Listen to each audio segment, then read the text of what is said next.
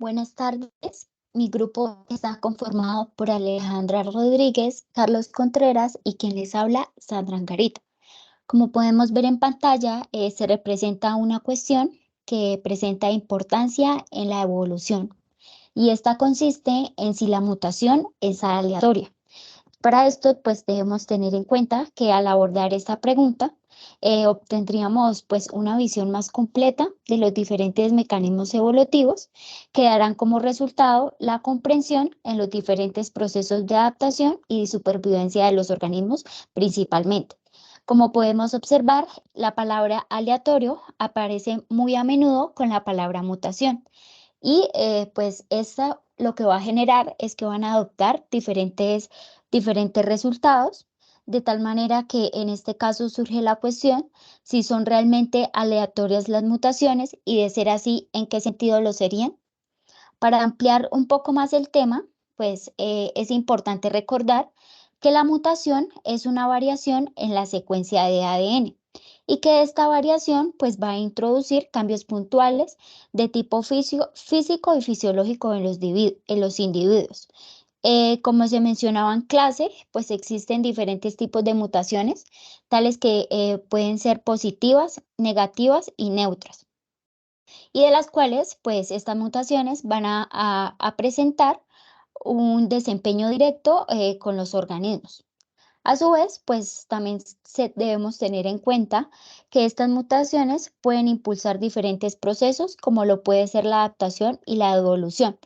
Por otro lado, estas mutaciones también pueden convertirse en variaciones que pueden afectar a los individuos, llegando a causar enfermedades genéticas. De tal manera que existe una variación sustancial entre las tasas de mutación de diferentes regiones del genoma y entre diferentes bases del ADN.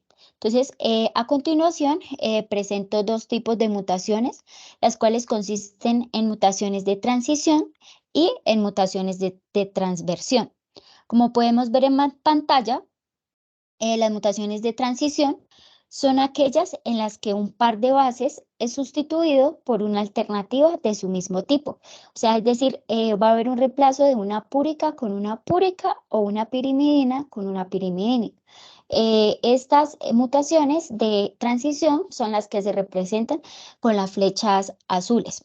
Por otro lado, las mutaciones de transversión, representadas en la imagen con las flechas de coloración roja, estas van a corresponder a la transformación de una púrica por una pirimidina. En contexto general, pues se va a ver una transformación de una base de grupos diferentes, como puede ser una adenina por una timina o una citosina por una guanina. Se debe resaltar que aunque hay el doble de posibilidades de mutaciones de transversión, las mutaciones de transición son más comunes. Entonces, en resumen, para este caso, todas las mutaciones son igualmente probables, de tal manera que este tipo de mutaciones se consideran como mutaciones no aleatorias. Por otro lado, las mutaciones se consideran aleatorias con respecto a lo que mejorará la supervivencia y la reproducción de los organismos. De tal manera que es importante resaltar o tener en cuenta que las nuevas condiciones no aumentan la frecuencia de mutaciones beneficiosas ante condiciones específicas del medio. O sea, es decir, que el cambio en el entorno no parece tener una influencia en la generación de mutaciones beneficiosas. De tal manera que los genetistas han confirmado experimentalmente, y este hecho es importante por la siguiente razón, ya que podríamos imaginar un mundo en el que los organismos responden adecuadamente al aumento de las temperaturas, como se puede ver en pantalla a lo largo del tiempo. De tal manera que este aumento generaría un aumento en las frecuencias alélicas de los individuos, lo que le permitirá ser más tolerantes ante estas nuevas condiciones. De tal manera que este tipo de mecanismos son considerados mutaciones dirigidas. lo que mencionaba, pues le va a permitir a los organismos responder de una manera rápida ante las condiciones cambiantes del medio, como es en este caso, pues el aumento de la temperatura. Por otro lado, una hipótesis más relevante de la mutación dirigida, pues es el famoso experimento de placa realizado por Joshua y Esther Lendenberg. Lo que hicieron ellos fue realizar este experimento de réplica y para ello pues tenían como objeto de estudio a Escherichia coli y al virus T1. De tal manera que este experimento revela a nivel general información importante sobre la naturaleza de las mutaciones y su relación con las presiones ambientales. Entonces, aquí nos preguntaríamos, ¿qué podría decir este experimento sobre la aleatoriedad de la mutación? Entonces, pues para dar respuesta a esta pregunta es importante tener en cuenta que ellos se regían bajo dos hipótesis, tenían planteado para su proyecto. La primera era que la mutación dirigida se daba cuando pues, las bacterias se encontraban en exposición al virus, de tal manera que una vez que ocurría este proceso, ellas generaban un tipo de resistencia. De tal manera que esta hipótesis predice que aquellas colonias que tienen éxito en generar estas mutaciones beneficiosas aparecerán en lugares diferentes en las placas réplicas. Por otro lado, la hipótesis alternativa establece que la mutación de resistencia ocurre espontáneamente antes de que se agregue el virus.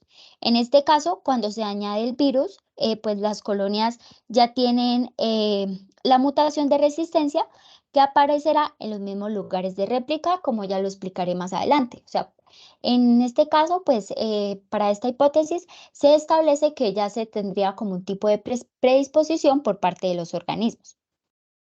De tal manera que los Lederberg comenzaron inoculando una caja de Petri que contenía a Escherichia coli y pues para este caso ellos partieron de una célula que no era resistente al virus.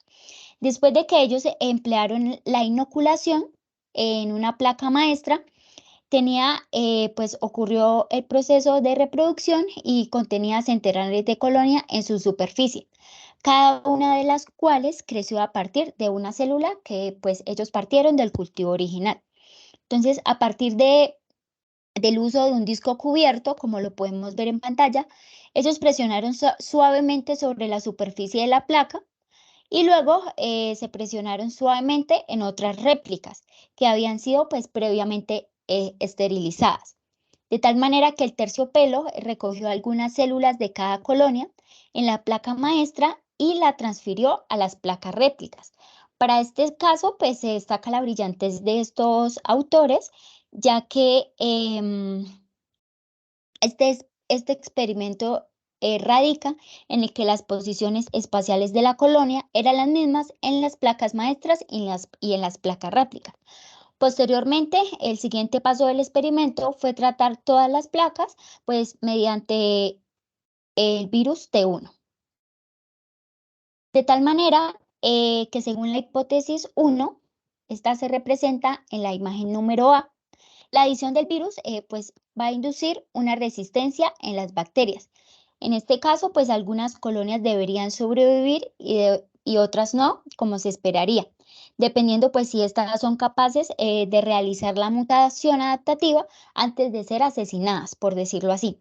Para este caso, se predice que las posiciones de las colonias sobrevivientes variarían entre las placas. Entonces, esta variación la podemos observar en esta parte, ya que cada una de ellas no dispondrá de la misma disposición. Por otro lado, para la hipótesis 2, que se representa en la figura B, las mutaciones de resistencia al azar ocurren, como lo mencionaba, ya sea que el virus esté presente o no. En este caso, algunas colonias de la placa maestra tendrán la mutación, incluso si nunca pues, han estado en contacto con el virus. Entonces, acá, pues esta hipótesis establece que ya la resistencia se presentará desde la placa maestra. De tal manera que cuando se añade el virus a cada una de las placas réplicas, como lo podemos observar en pantalla, predecimos que las colonias sobreviven y estas presentarán las mismas ubicaciones. Entonces, como se esperaba, el virus mató casi a todas las colonias. Sin embargo, pues un pequeño número de colonias sobrevivió. De tal manera que pues estos científicos demostraron que esas colonias que llevaban la mutación, después de ser transferidas a las nuevas placas y atacadas nuevamente con el virus, como se puede ver en esta parte, esas colonias aún sobrevivieron y mantenían su misma disposición o ubicación en cada una de las cajas Petri, como se puede observar en pantalla. De tal manera que los resultados del experimento de los Lenderberg fueron claros, ya que las mismas colonias sobrevivieron a los ataques virales. De tal manera que esto demuestra claramente que la mutación para la resistencia al virus ocurrió en las placas maestra, como se puede ver acá en esta imagen, antes de que fuera favorable para la mutación de las bacterias. Por otro lado, este experimento confirma la segunda hipótesis, ya que las mutaciones aparecen al azar con respecto pues, a las condiciones de su entorno. De tal manera que este experimento y muchos otros brindan un fuerte respaldo a la hipótesis de que la mutación es aleatoria con respecto a las diferentes presiones del entorno. Esto sería todo. Muchísimas gracias por su atención.